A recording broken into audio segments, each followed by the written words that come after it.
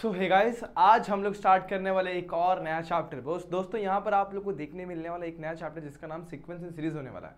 बहुत simple chapter होता है, आपको बहुत सारी इन्फॉर्मेशन मिलेगी। लेकिन दोस्तों ये चैप्टर बड़ा ही इंपॉर्टेंट होता है आप लोग के लिए एग्जाम के पॉइंट ऑफ व्यू से भी, क्योंकि यहाँ पर ना आप लोग है ना इस चैप्टर के अंदर सीक्वेंस सीरीज के अंदर बहुत सारी नई नई चीज़ सीखेंगे जिसको आप लोग रिलेट कर सकते हैं 10th स्टैंडर्ड के एपी के साथ। अगर आप लोग को एपी चैप्टर याद होगा अरिथमेटिक प्रोग्रेशन, तो वो भाई इसी का बड़ा भाई है। ये आप लोग का geometric progression and harmonic progression, आप लोग को दो चीज़ें और यहाँ पर देखनी है। तो लेकिन अगर जीपी आप लोग को थोड़ा सीखना है तो एपी के बारे में थोड़ा बहुत नॉलेज होना चाहिए, क्या होता है एपी, और इसी हिसाब से आप लोग जीपी को अच्छी तरीके से समझ पाएंगे। तो अगर जिन बच्चों ने एपी नहीं पढ़ा होगा तो उनके लिए भी मैं यहाँ पर एपी का थोड़ा सा बेसिक्स बता दूंगा और उसके बाद हम लोग वीडियो को लेक्चर्स की तरफ बढ़ेंगे। तो बच्चों कैसे हैं आप सभी लोग? I hope you are fine. तो मैंने स्वागत करता आप सभी का इस प्यारे से यूट्यूब चैनल यानी कि JR कॉलेज पर। स्टार्ट करते हैं आज का वीडियो।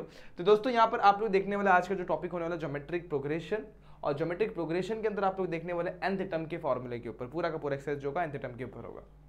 उसके अलावा ये हमारा लेक्चर नंबर 1 होने वाला है। एक्सरसाइज नंबर 4.1 देखेंगे, मैथ्स 1 का ये आप लोग का है और कॉमर्स के बच्चों लोग के लिए 11 मैथ्स 1 का चैप्टर है। और एक और चीज़ यहाँ पर बताना चाहता हूँ, ये अपना इस एक्सरसाइज का पार्ट 1 होगा जहाँ पे आप लोगों ने कुछ क्वेश्चन सॉल्व करेंगे, बचे हुए क्वेश्चन अपन अगले वीडियो में सॉल्व करेंगे।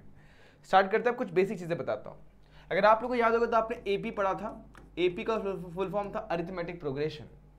अब सबसे पहले अरिथमेटिक प्रोग्रेशन में क्या पढ़ा था, मान लेते हैं यहाँ पर एक सीक्वेंस लिखता है 2 4 6 8, ऐसे करके मैंने सीक्वेंस लिख दिया हुआ है। ऐसे और कोई भी सीक्वेंस लिख सकता, मान लो कि मैंने लिखा है यहाँ पे 15, ठीक है, उसके बाद लिख दिया 20 25, उसके बाद और सीक्वेंस लिख दिया यहाँ पर क्या 30, और ऐसे करके मैं लिखते चला गया। तो ये दो सीक्वेंस मैंने यहाँ पर रखे हुए हैं। अगर आप लोग देख पाएंगे तो इसमें बहुत सारे टर्म्स हैं। तो ये जो इसको बोलते हैं अपन टर्म, जो नंबर्स यहाँ पर लिखे हुए ना, तो यहाँ पर बोलेंगे इसको टर्म्स। तो ये हो गया मेरा एक टर्म होगा, ये भी मेरा एक टर्म होगा, ये भी मेरा एक टर्म होगा, और ये भी मेरा एक टर्म होगा। लेकिन उनके पोजीशंस के हिसाब से उनका टर्म्स का नंबर दिया जाता है। फॉर एग्जाम्पल ये फर्स्ट टर्म है तो T1 की वैल्यू हो जाएगी 2, सेकेंड टर्म को अपन लिखते हैं T2 यानी कि 4, थर्ड टर्म को अपन लिखते हैं T3 यानी कि 6, एंड फोर्थ टर्म को अपन लिखते हैं T4 यानी कि 8 लिख देंगे। ठीक है, इस तरीके से अपन लिखते हैं। सिमिलरली आप लोग यहाँ पर भी समझ सकते हो। अब एपी में क्या होता था, अपन किन्हीं दो टर्म्स को सब्ट्रैक्ट करते थे, लेकिन हमेशा बड़े वाले टर्म में से छोटे टर्म को सब्ट्रैक्ट करते थे। लेकिन दोनों भी टर्म कैसे होने चाहिए, कॉन्सिक्यूटिव टर्म होने चाहिए। एग्जाम्पल के तौर पर अगर मुझे सब्ट्रैक्ट करना है T2 माइनस T1 तो मैं ऐसे कर सकता हूँ। तो second term minus first term, third term minus second term, fourth term minus third term, fifth को फोर्थ में से, सिक्स को फिफ्थ, मतलब हमेशा एक नंबर आगे वाले से उसके पीछे वाले को सब्ट्रैक्ट कर देना। तो T2 माइनस T1 की वैल्यू यहाँ पर मैं निकालता हूँ। और अगर आप लोग देख सकते हैं तो T2 की वैल्यू मेरे पास 4 है तो 4 पुट किया, और T1 की वैल्यू 2, वैल्यू आगे मेरे पास 2। उसी तरीके से अगर मैं T3 माइनस T2 की वैल्यू निकाल रहा हूँ, मतलब थर्ड टर्म और उसके पहले क्या था सेकंड टर्म, थर्ड में से सेकंड माइनस करेंगे तो 6 minus 4 that is equal to 2 होता है बच्चों। अब इसी तरीके से अपन क्या निकालेंगे, T4 माइनस T3 निकालेंगे तो कितना हो जाएगा 8 माइनस 6, और ये कितना आता है 8 माइनस 6 की वैल्यू अगेन कितनी हो जाती है 2। तो आप लोग देख सकते हैं हम लोग ने हर टर्म का डिफरेंस निकाला हुआ है। तो पहली बार जो डिफरेंस मिला वो 2 मिला, दूसरी बार जो डिफरेंस मिला वो भी 2 मिला, और तीसरी बार डिफरेंस मिला वो भी 2 ही मिला। तो ऐसे केस में जब डिफरेंस, सारे डिफरेंस क्या होते हैं, सेम होते हैं। सारे डिफरेंस क्या होते हैं, सेम होते हैं। कितने होते हैं, सारे के सारे डिफरेंस सेम होंगे। तो ऐसे सीक्वेंस को अपन बोलते हैं, सीक्वेंस किस में है, एपी में है। एपी बोले तो अरिथमेटिक प्रोग्रेशन। समझ में आया इतना? अब अरिथमेटिक प्रोग्रेशन का हम लोग ने एक फॉर्मूला पढ़ा था, nth टर्म फाइंड आउट करने का फॉर्मूला पढ़ा था। अब nth टर्म का फॉर्मूला क्या पढ़ा था, nth टर्म के लिए अपन ने फॉर्मूला पढ़ा था कि Tn is equals to a plus n minus 1 into d. याद है आप लोग को? ये Tn मतलब nth टर्म अगर मुझे फाइंड आउट करना, मान लो कि मुझे 25th टर्म इस सीक्वेंस का फाइंड आउट करना है, तो यहाँ पर सिर्फ 25 पुट करूंगा। अब a क्या होता है, तो यहाँ पर a जो होता है वो होता है फर्स्ट टर्म। a क्या होता है, फर्स्ट टर्म। और d जो होता है उसे बोलते हैं अपन कॉमन डिफरेंस। क्या बोलते हैं, कॉमन डिफरेंस। तो ये आप लोगों ने सब कुछ पढ़ा था। तो इस केस में डिफरेंस की वैल्यू 2 है और फर्स्ट टर्म की वैल्यू भी 2 है। तो यहाँ पर फर्स्ट टर्म के यहाँ पे 2 पुट करूंगा, प्लस n की value 25 minus 1 into D. D की वैल्यू यहाँ पर कितनी है, 2 है। तो 2 प्लस 25 माइनस 1 24 इंटू 2 यानी 48 इंटू 2, ठीक है, 48 हो जाएगा यहाँ पर, यानी प्लस 2 करेंगे तो 50। तो 25th जो टर्म आने वाला आप लोग का 50 आने वाला है। वैसे आप लोग को A99 मतलब T99 मतलब 99 टर्म निकालने बोलेगा तो भी आप लोग इस तरीके से निकाल सकते हैं। तो मेरे हिसाब से आप लोग को इसमें कोई डाउट, कोई दिक्कत, कोई प्रॉब्लम नहीं है। ये बहुत सिंपल चीज़ था जिसमें आप लोग ने nth टर्म का एक फॉर्मूला देख लिया। अब उसी तरीके से Sn आता है, सम ऑफ n टर्म आता है। सम ऑफ n टर्म का फॉर्मूला आप लोगों ने देखा था, Sn is equals to n/2 2a plus n minus 1 into d. ये एक फॉर्मूला आप लोगों ने देखा था। मतलब क्या, अगर मान लो कि इन टर्म्स को मुझे ऐड करना है 2 + 4 + 6 + 8 + ऐसे करते करते मेरे को ऐड करना है, कितने टर्म्स ऐड करना है, मान लो 10 टर्म ऐड करना है, तो n की वैल्यू 10 होगी, a हमारे पास है, n हमारे पास है, d हमारे पास है, पुट करो 10 टर्म का एडिशन मिल जाएगा। सपोज मुझे 25 टर्म का एडिशन निकालना है, तो ऐसे पुट करो, सारे वैल्यूज पुट करो, आंसर आ जाएगा। तो Sn मतलब होता है सम ऑफ n टर्म, लेकिन इसका एक और फॉर्मूला पड़ा था, Sn = n/2 first term plus last term. Last term मतलब जो भी आप लोग को जितने टर्म तक आप लोग को कैलकुलेट करना है, मान लो 25 टर्म तक आप लोग को कैलकुलेशन करना है और 25th टर्म आप लोग को पता है, तो यहाँ पर पुट कर दो, यहाँ पे 25 पुट करो, यहाँ पे 25 और a की वैल्यू आप लोग को पता है सीक्वेंस में 2 है। तो इस तरीके से आप लोग क्या कर सकते हैं, सारे के सारे फॉर्मूले को यहाँ पर नोट कर लो, जो जो मैंने बॉक्स बना के रखे हुए हैं। ये किसके लिए है बच्चों, ये एपी के लिए फॉर्मूला है, एपी यहाँ पर किसके लिए, एपी के लिए फॉर्मूला है। तो फटाफट से इसको नोट कर लो, फिर मैं इसे गायब कर दूंगा यहाँ पर। तो होपफुली आप लोगों को ये चीज समझ में आ गई कि एपी के सारे फॉर्मूले आप लोगों ने लिख लिए होंगे, वीडियो पॉज करके भी आप लिख सकते हैं, तो कोई दिक्कत नहीं है। अब मैं इसको हटा देता हूं। अब आते हैं अपन जीपी पर। जीपी मतलब क्या होता है, सेम उसी के जैसा, लेकिन जीपी में अपने को रेशो के साथ डील करना होता है। किसके साथ डील करना होता है, रेशो। एपी बात करता है डिफरेंस की, जीपी बात करता है रेशो की। अब देखो यहाँ पे इसका डेफिनेशन क्या दिया पर, sequence is said to be in GP. कोई भी सीक्वेंस जीपी में कब होगा, जब उसका tn+1 और tn का रेशो लेंगे तो कितना होगा, कांस्टेंट होगा। भाई ये सब क्या है, तो ये आप लोग को अभी तक समझ में नहीं है, लेकिन मैं आप लोग को समझा सकता हूँ। एग्जाम्पल के तौर पर n की वैल्यू आप लोग सिलेक्ट कर लो, 2 सिलेक्ट कर लो या फिर 1 सिलेक्ट कर लो। देखो यहाँ पर सपोज मैं n की वैल्यू यहाँ पर 1 लेता हूँ, आप लोग को इसको भी मैं यहाँ पर एक्सप्लेन करता हूँ। क्या बोला हुआ है, tn+1 अपॉन में tn, इसकी वैल्यू क्या होती है, कांस्टेंट होती है, ये बोला गया। ठीक है, अब अपन क्या करेंगे, n की वैल्यू सपोज मैं 1 ले लेता हूँ, क्या ले लेता हूँ, 1। तो इंप्लाई ये करता है किसकी वैल्यू कांस्टेंट होगी, t1+1 अपॉन में 1, that is what, that is t2 upon में t1 की जो वैल्यू होगी वो कांस्टेंट होगी जब n की वैल्यू 1 ले। जब n की वैल्यू 2 लेंगे तो क्या हो जाएगा, देखो सिंपल सी बात है, 2 लोगे तो क्या हो जाएगा, t2+1 अपॉन में t2, जहां पर भी n है वहां पे 2 पुट कर रहा है, तो मतलब क्या हो जाएगा, t3 अपॉन में t2, ये क्या होगा, कांस्टेंट होगा। ठीक है, उसी तरीके से मैं n की वैल्यू 3 ले लेता हूं, तो क्या हो जाएगा, t4 अपॉन में t3 क्या होगा, कांस्टेंट होगा। तो आप लोग देख रहे हो अपन कर क्या रहे हैं, अपन ना हमारे सीक्वेंस के टर्म्स का रेशियो निकाल रहे हैं। मैं यहाँ पर आप लोग को अच्छी तरीके से समझा सकता हूँ। यहाँ पर ध्यान देना, यहाँ पर फर्स्ट टर्म क्या है मेरे पास, इस केस में फर्स्ट टर्म मेरे पास है 2, सेकेंड टर्म जो मेरे पास है 8, थर्ड टर्म मेरे पास है 32 एंड फोर्थ टर्म मेरे पास कितना है, 128 और फिफ्थ टर्म जो मेरे पास है वो 512 है। मुझे अगर जीपी को समझना है तो मुझे क्या करना है, 2 टर्म्स का रेशियो लेना है, लेकिन वो टर्म्स कैसे होने चाहिए, प्रीसीडिंग, एक दूसरे के आगे पीछे होने चाहिए। एग्जाम्पल के तौर पे मुझे t2 और t1 का रेशियो लेना है, तो बड़ा टर्म हमेशा ऊपर, छोटा टर्म नीचे, तो 8 अपॉन में 2 दैट इज इक्वल्स टू कितना हो जाएगा, 4। देखो अपन ने वही किया, t2/t1 की वैल्यू 4 आ गई, ये पहली चीज अपन ने निकाली है। अब उसी तरीके सेकंड चीज अपन निकालते हैं यहाँ पर, सेकंड चीज देखो कैसे निकालते हैं, सेकंड चीज यहाँ पर निकालते हैं। अब सेकंड चीज सेम t3 अपॉन में t2 लेंगे, मतलब थर्ड टर्म अपॉन में सेकंड टर्म कितना आ जाएगा, 32 अपॉन में 8 that is also equal to 4। उसी तरीके से थर्ड चीज अपन निकाले, देखो क्या आएगा, t3 अपॉन में t2 किया, अब करेंगे t4 अपॉन में t3, इसके अपॉन में ये, यानी 128 अपॉन में 32 that is also equal to वही 4 ही होगा, चेक कर लेना आप लोग, डिवाइड करके देख लो। और चौथी चीज अगेन लेंगे t5 अपॉन में t4, मतलब फिफ्थ अपॉन में 4, देखो अपन ने किया क्या, t2 अपॉन में t1 4, t3 अपॉन में t2 4, t4 अपॉन में t3 again 4 and t5 upon में t4 लोगे, वो भी आप लोग को 4 ही मिलेगा, चाहे तो चेक करके देख लो आप लोग। तो जब ऐसा केस आता है, ऐसा केस आता है तो मतलब मैं बोल सकता हूं tn+1। अब n+1 मतलब नीचे देखोगे तो अगर मैं n पकड़ता हूं तो ऊपर वाला उससे हमेशा एक ज्यादा होगा, इधर अगर 2 है तो एक ज्यादा 3 होगा, इधर 4 है तो इधर एक ज्यादा 5 होगा, तो अगर n होगा तो ऊपर क्या होगा, n+1। वो हमेशा क्या होता है बच्चों, वो कांस्टेंट होता है, क्या होता है, कांस्टेंट होता है। तो ये यहां पर हम लोग को ये समझ में आया। अब ये कांस्टेंट होता है तो उस कांस्टेंट को अपन बोलते हैं कॉमन रेशियो ऑफ जीपी। क्या बोलेंगे, उस कांस्टेंट को अपन क्या बोलेंगे, कॉमन रेशियो ऑफ जीपी। मतलब किन्हीं दो टर्म्स जीपी के, उनको डिवाइड कर दो, किसी भी सीक्वेंस के 2 टर्म को अगर डिवाइड कर रहे हो और सबके साथ ऐसे ही करने पर हमें जो कॉमन रेशियो जो आ रहा है वो सेम आता है, तो उसे बोलते हैं अपन, वो क्या है, जीपी है। अब उसके बाद रेशियो को अपन डिनोट करते हैं आर से, डिफरेंस को अपन डी से डिनोट करते थे, रेशियो को आर से डिनोट करेंगे। समझ में आया यहाँ तक। अब आगे क्या, अब सिंपल सी बात है, जैसे उसमें एपी में अपन ने फर्स्ट टर्म को ए से डिनोट किया था, वैसे जीपी में भी अपन फर्स्ट टर्म को ए से ही डिनोट करते हैं। तो यहाँ पर ये भी समझ में आ गया, इतना क्लियर हो गया। अब आप लोग मुझे बताओ, यहां पर हमारे पास इस सीक्वेंस में फर्स्ट टर्म की वैल्यू कितनी है, फटाफट से कमेंट करना है बच्चों। फर्स्ट टर्म कितना है हमारे पास, ए की वैल्यू हमारे पास आने वाली है 2 आने वाली। अब रेशियो क्या होगा, second term divided by first term, 8 upon में 2 कितना हो जाएगा, आर की वैल्यू 4, जो अपन अभी सब जगह यहाँ पर देखिए, देखो 4 4 4 और 4। ठीक है बच्चे, अब जिन बच्चों को ये चीज समझ में आ गई वो इस सीक्वेंस का फर्स्ट टर्म और कॉमन डिफरेंस कमेंट करके बताएंगे। फर्स्ट टाइम आपको दिख रहा होगा, कॉमन डिफरेंस आप लोग निकाल सकते हैं, बहुत इजीली आप लोग को मिल जाएगा। आगे बढ़ते हैं, यहाँ पर एक चीज लिखी देखो, यहाँ पर the terms of the GP यानी geometric progression of a first term a होगा और कॉमन रेशियो आर होगा, तो उसको अपन डिनोट कर सकते हैं a r square a r cube. मतलब क्या, जैसे कि आप लोगों को मैं एपी को एक बार समझा देता हूँ। अगर कोई भी टर्म्स सीक्वेंस एपी में है तो फर्स्ट टर्म होता है ए, सेकेंड टर्म होता है ए प्लस डी, थर्ड टर्म होता है ए प्लस 2d, फोर्थ टर्म होता है ए प्लस 3d। इस तरीके से अपन लिखते हैं, ऐसे चले जाते हैं अपन।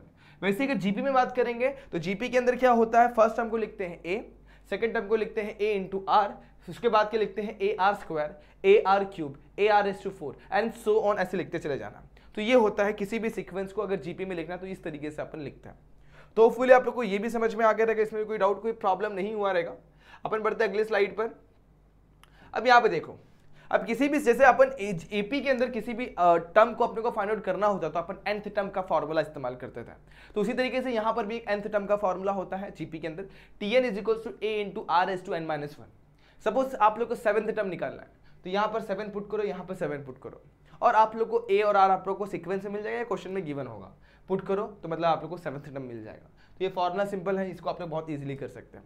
लेकिन यहाँ पर कुछ प्रॉपर्टीज भी आप लोग को समझनी होगी। प्रॉपर्टीज बड़ी ही सिंपल है, ध्यान देना। Properties of GP, reciprocal of GP is also GP. किसी भी जीपी का अपन अगर रेसिप्रोकल लेते हो वो भी जीपी हो जाता है। अभी जैसे अपन ने देखा था एक सीक्वेंस 2 8, उसके बाद 32, उसके बाद 128, उसके बाद 512, ये सीक्वेंस देखा था, ये किस में था, जीपी में था। अब इसका रेसिप्रोकल लेता हूं, सपोज पूरे सीक्वेंस का रेसिप्रोकल लेता हूं, तो रेसिप्रोकल क्या हो जाएगा बच्चों, 1/2, 1/8, 1/32, 1/128 एंड 1/512। इसके साथ और भी टर्म्स होंगे ना। तो ये बोला अगर ये जीपी में है तो ये भी जीपी में होगा। कैसे, मैं आप लोग को टेस्ट करके दिखा देता हूं। अब आप लोग देख पा रहे हैं यहाँ पे फर्स्ट टर्म जो है ना, टर्म 1/2 है, सेकेंड टर्म जो है वो 1/8 है, थर्ड टर्म जो है वो 1/32 है, फोर्थ टर्म जो है ना वो 1/128 है, एंड फिफ्थ टर्म जो हमारे पास है 1/512 है। तो टर्म्स अपन ने देख लिया।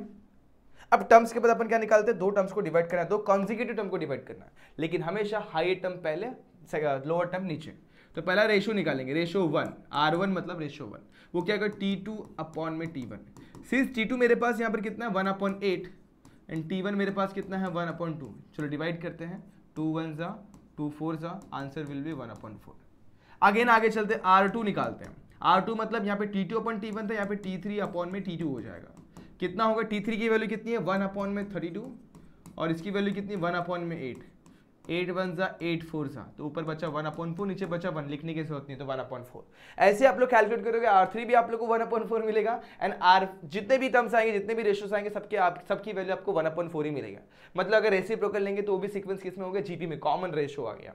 समझ में आया। अब उसी तरीके से ये पहला चीज समझ में आ गया। अब थर्ड, सेकेंड चीज, each term is divided by constant which is non-zero, then new sequence is also in GP।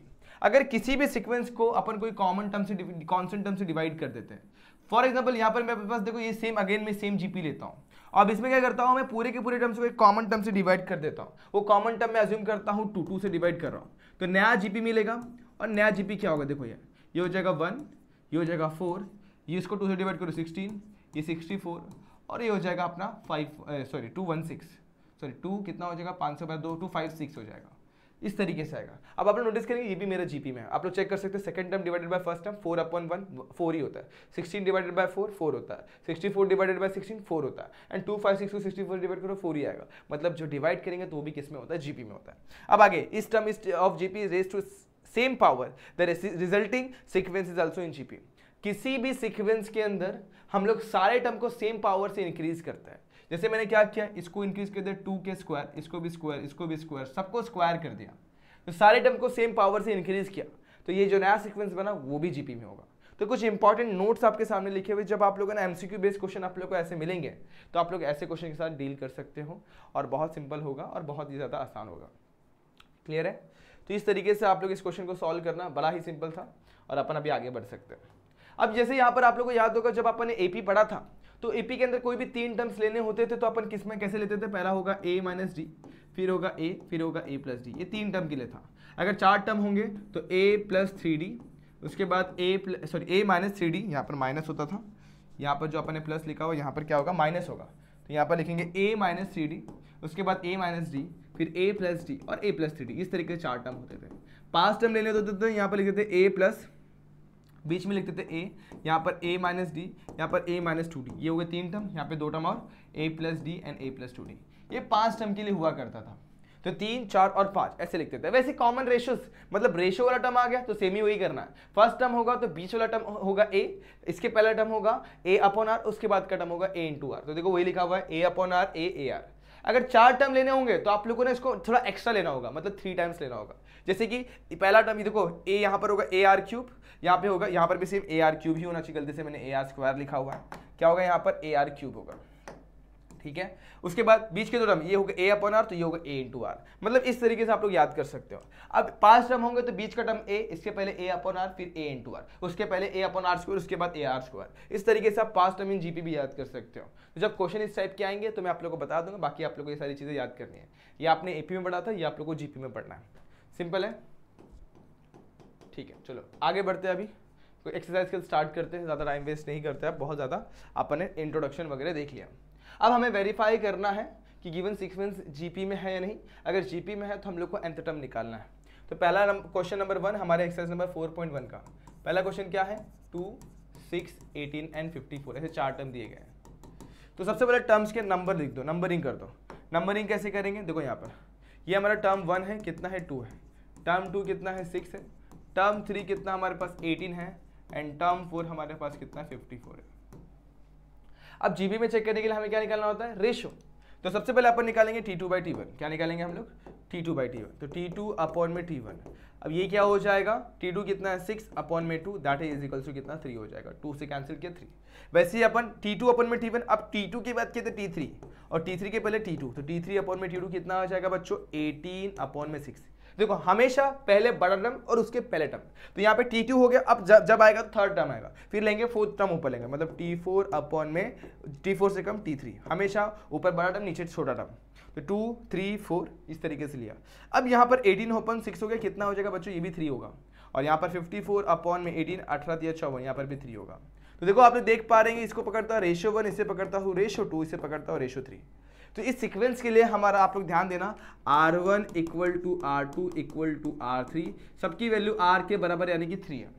मतलब देयरफॉर मैं क्या बोलूंगा, given sequence is in GP.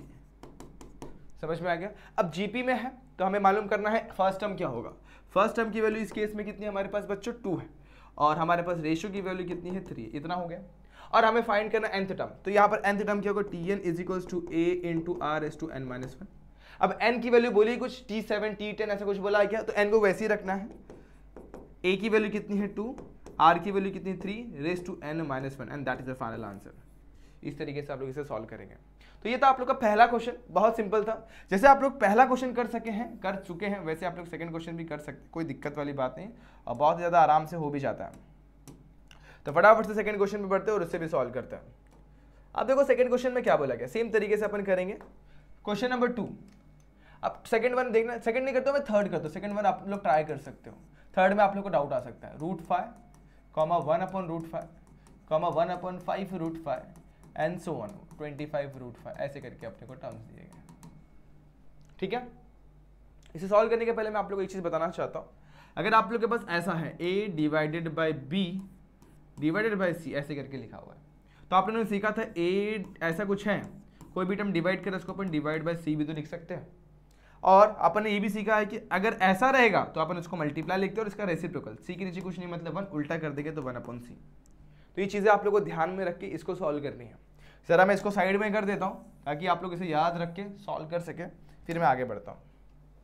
यहाँ पर फर्स्ट टर्म हमारे पास क्या है, T1 की वैल्यू हमारे पास √5 है, ठीक है। T2 की वैल्यू हमारे पास कितनी है बच्चों, T2 हमारे पास 1 अपॉन √5 है, T3 हमारे पास 1 अपॉन 5 √5 है, एंड T4 हमारे पास, नीचे लिख देता हूँ, वहाँ पर एक और क्वेश्चन सॉल्व हो जाएगा, और T4 हमारे पास 1 अपॉन 25 √5।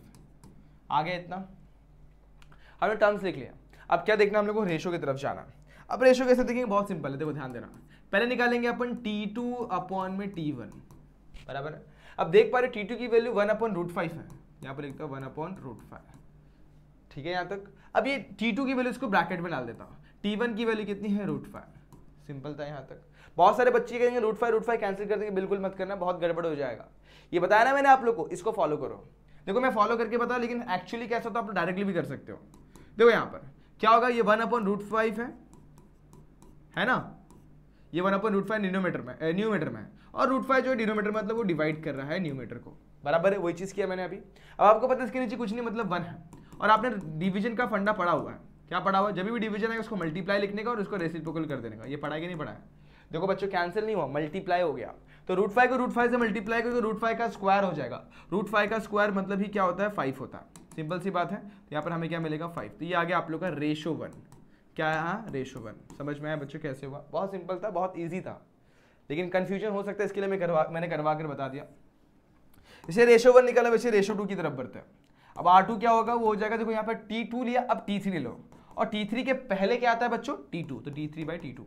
अब T3 की वैल्यू मेरे पास कितनी है, 1/5√5, और T2 की वैल्यू कितनी है, T2 की वैल्यू 1/√5। हाँ अब देखो यहाँ पर डिवीजन हो सकता है, क्योंकि देखो यहाँ पर ये न्यूमरेटर का न्यूमरेटर, ये डिनोमिनेटर का न्यूमरेटर, ये दोनों एक दूसरे को कैंसिल करते हैं, और न्यूमरेटर का डिनोमिनेटर और डिनोमिनेटर का डिनोमिनेटर एक दूसरे को कैंसिल करते हैं। जैसे कि यहाँ पर देखो ये टर्म दिख रहा है आप लोगों को, ये कैंसिल करेगा इस टर्म को, और ये टर्म कैंसिल करेगा इस टर्म को। अब 1 तो कैंसिल होने से रहे, तो ये √5 कैंसिल हो जाएंगे, और ऊपर बच गया 1/5। नीचे 1 लिखो मत लिखो, एक ही बात है। तो R2 की जो वैल्यू मिली आप लोग को 1/5 मिल गए। अब R2 मिल गया। अब R3 की बात भी कर ली इतनी बात। तो R3 क्या होगा, सिंपल सी बात, यहाँ पर कहाँ पे एंड हुए, 3 पर एंड हुआ है। अब यहाँ पर कहाँ पे स्टार्ट होंगे, 4 पे, और 4 से कम क्या होता है 3, तो T4/T3। अब T4 की वैल्यू हमारे पास 1/25√5, तो इसे ब्रैकेट में डाल देता हूँ, और T3 की वैल्यू कितनी, 1/5√5। जैसे पिछले स्टेप पे किया वैसे ही करना है। देखो यहाँ पर ये √5 कैंसिल, 5 1 जा 5 5 जा, तो न्यूमरेटर में बच गया 1/5। तो आंसर कितना है, 1/5। अब आप लोग नोटिस कर सकते यहाँ पर अपन ने ना R1 निकाला, R2 निकाला, R3 निकाला, सबकी जो वैल्यू एग्जैक्टली सेम आई बच्चों, एग्जैक्टली सेम आई है, सबकी जो वैल्यू एग्जैक्टली सेम आई बच्चों। और जब एग्जैक्टली सेम है तो मतलब हमें क्या समझ में आता है, यहाँ पर हम लोग का R1 R2 R3 तीनों की वैल्यू सेम है। बस उस चीज को यहाँ पर मेंशन कर दूंगा, therefore R1 = R2 = R3 = R, that is equals to what, 1/5। ठीक है, यहां तक समझ में आ गया। अब 1/5 आ रहा है, इसका मतलब मैं क्या बोलूंगा, therefore given sequence is in GP. GP लिखने के बाद सबसे पहले आप लोग को फर्स्ट टर्म लिखना है।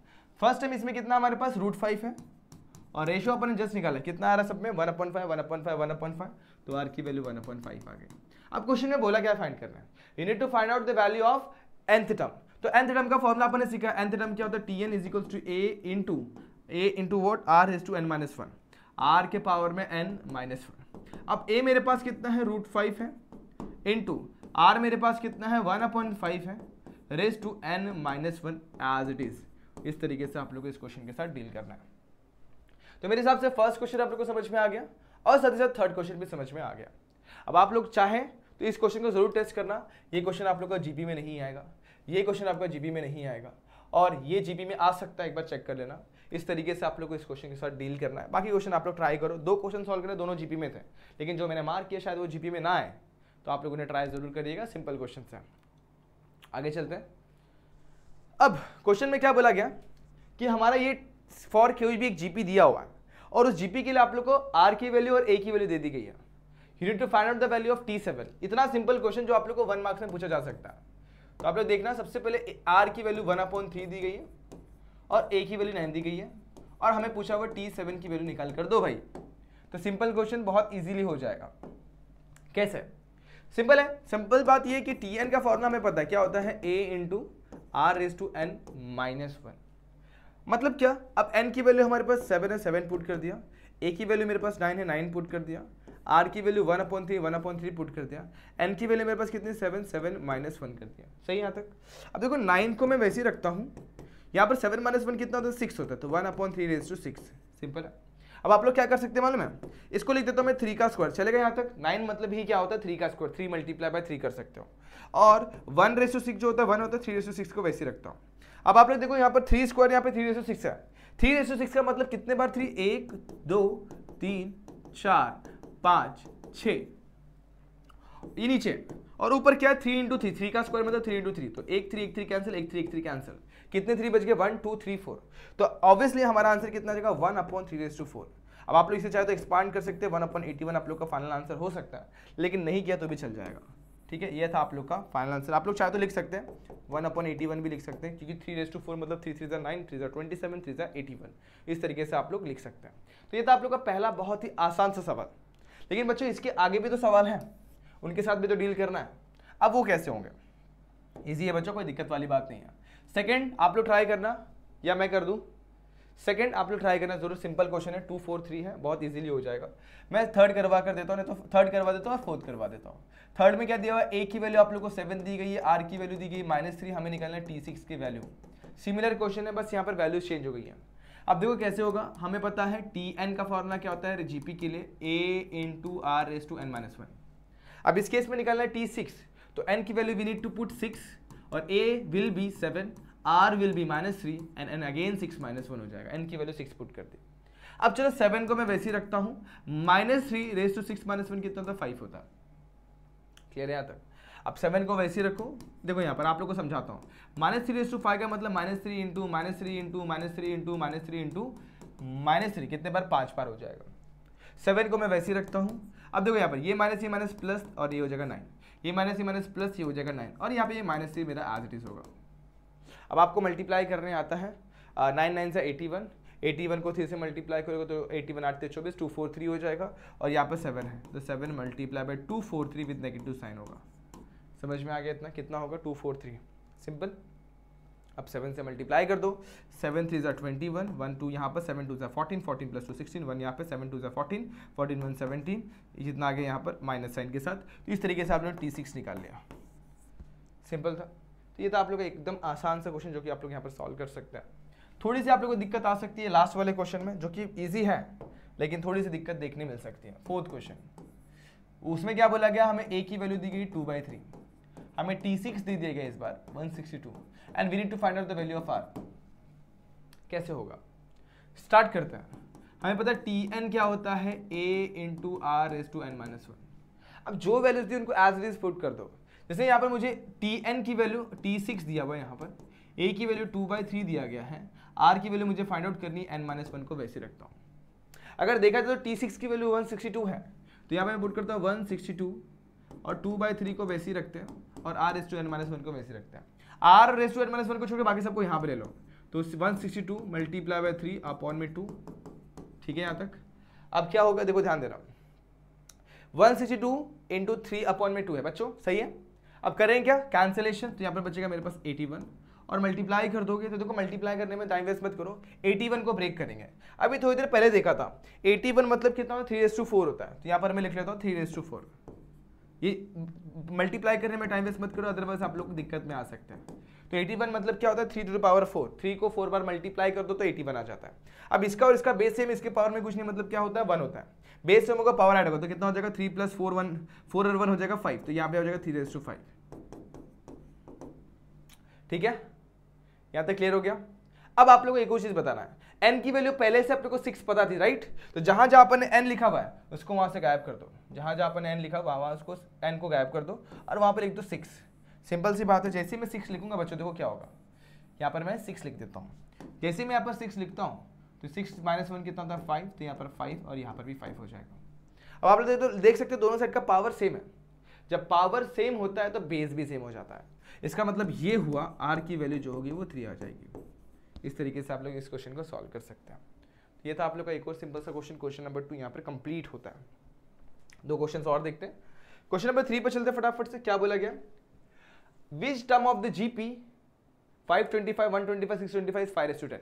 मतलब क्या, जैसे यहाँ पर आप लोग को एक्सप्लेन करता है, ये हुआ 5, ये हुआ 25, ये हुआ 125, ये हुआ 625, और इस सीक्वेंस में कहीं ना कहीं मेरा 5/10 आने वाला है, कहीं ना कहीं आने वाला है, कहीं ना कहीं आएगा।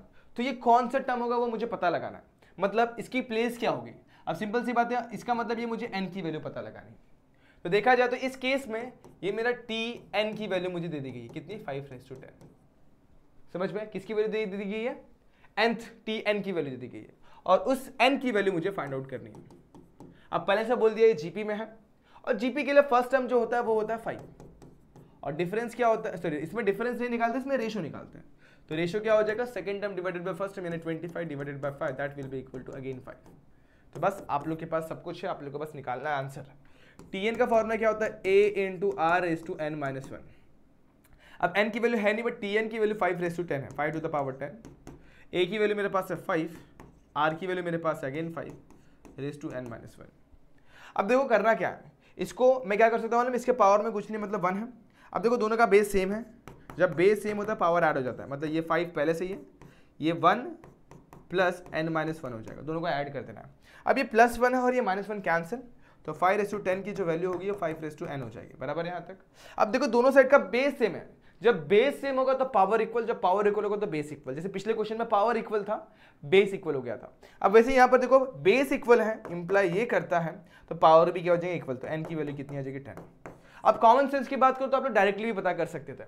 जैसे देखा जाए तो ये 5 रेस टू 1 है और ये 5 का स्क्वायर होता है, ये 5 का क्यूब होता है, ये 5 रेस टू 4 होता है। ऐसे करते करते जाएंगे तो 5 रेस टू 10। देखो यहाँ पर ये फर्स्ट टर्म होगा, ये सेकंड टर्म होगा, ये थर्ड टर्म, ये फोर्थ टर्म, तो 5 raise to 10 obviously 10th term होगा। ये अपना ऑब्जर्वेशन ही हमें बता देता है। इस तरीके से क्वेश्चन भी सॉल्व हो जाता है। इस क्वेश्चन को भी देख लेते हैं, भी बहुत सिंपल क्वेश्चन है। देखा जाता है ये हमारा फर्स्ट टर्म है और फर्स्ट टर्म की वैल्यू हमारे पास 4/3 है। ये हमारा सेकंड टर्म है, ये हमारे पास x है, और ये हमारा थर्ड टर्म है, ये हमारे पास 4/27 है। क्वेश्चन में क्या बोल दिया गया, for what value of x, ये जो चीज है ना, ये तीनों जो टर्म्स है वो जीपी में आ जाएंगे। किस में आ जाएंगे, जीपी में आ जाएंगे। इसको सॉल्व करने का एक सिंपल मेथड है, लेकिन उस तरीके से अपन ने अभी कोई क्वेश्चन किया हुआ नहीं, तो मैं आप लोगों को नहीं बताऊंगा, पहले मैं आप लोगों को स्टेप वाइज बताता हूँ। अब सिंपल सी बात है, जीपी में लेके जाना है तो हमें पता है कि क्या, second term divided by first term जो होगा वो रेशो होगा, मतलब r की जो वैल्यू मिलेगी इस केस में वो T2/T1 होगी, बट अल्सो r की जो वैल्यू होगी वो T3/T2 भी होगी, बराबर है कि नहीं, यही होता है कि नहीं। और r की वैल्यू क्योंकि T4/T3 भी होगी, लेकिन यहाँ पर 3 टर्म है तो अपन यही दो रेशो निकाल सकते हैं, T2/T1 एंड T3/T2, बराबर है यहाँ तक। और ये दोनों वैल्यू सेम होती है, मतलब मैं बोल सकता हूँ ये r सेम होगा, इंप्लाई ये करता है T2/T1 जो होगा वही T3/T2 होगा। सही यहाँ तक। अब क्या करेंगे, इसको यहाँ पर लेके जाता हूँ तो T2 × T2 हो जाएगा, T1 हो जाएगा मल्टीप्लाई का T1 × T3 हो जाएगा। वैल्यूज को पुट कर दो, T2 मतलब x और x हो जाएगा। T1 की वैल्यू मेरे पास कितनी है, 4/3 एंड T3 की वैल्यू है 4/27। सही यहाँ तक। x × x का स्क्वायर होता है, 4 × 4 4 का स्क्वायर, 3 × 4 का स्क्वायर मत करो, 16 कर दो फिलहाल के लिए, और 3 × 27 करेंगे तो 81 होता है। अब स्क्वायर रूट लेंगे यहाँ पर तो 16 का स्क्वायर होता है 4 और 81 का 9, तो x की वैल्यू कितनी आ जाएगी, 1/9। कितना सिंपल क्वेश्चन था, बस यही तो खेलना था। इसमें एक ही चीज़ याद रखना है, रेशो क्या होता है सेम, और जीपी में है तो ऑब्वियसली रेशो सेम होगा, तो मतलब इसका रेशो और इसका रेशो क्या हो जाएगा, इक्वल, और इक्वेट कर देंगे, वैल्यूज पुट कर देंगे, आंसर आ जाएगा। तो ये था आप लोग का एक और सिंपल सा क्वेश्चन जो कि आप लोग ने यहाँ पर समझा हुआ। इस तरीके से हमारे 4 क्वेश्चन हम लोग ने यहाँ पर सॉल्व कर दिए हुए हैं। वीडियो ज़्यादा लंबा ना हो इसलिए मैं थोड़े थोड़े क्वेश्चंस करवा रहा हूँ, और ये हमारा 4.1 का फर्स्ट पार्ट है। सेकंड पार्ट में अपन बात करेंगे कुछ और नए क्वेश्चंस, यानी कि इसके आगे आने वाले क्वेश्चंस, जहाँ पर आप लोग को जो मैंने कुछ चीज़ें अब यहाँ पर लिखवा कर दी थी ना, fine fourth term in AP, GP, और बहुत सारे कॉन्सेप्ट वॉन्सेंट जो मैंने आप लोग को डेफिनेशन वगैरह समझाया था, उसका इस्तेमाल होने वाला है। तो बच्चों मिलेंगे नेक्स्ट वीडियो में, तब तक के लिए इस वीडियो को लाइक करो, शेयर करो और सब्सक्राइब करना। मिलते हैं नेक्स्ट वीडियो में, जहाँ पर हम बात करेंगे अगले आने वाले क्वेश्चन। तब तक के लिए stay tuned and good bye.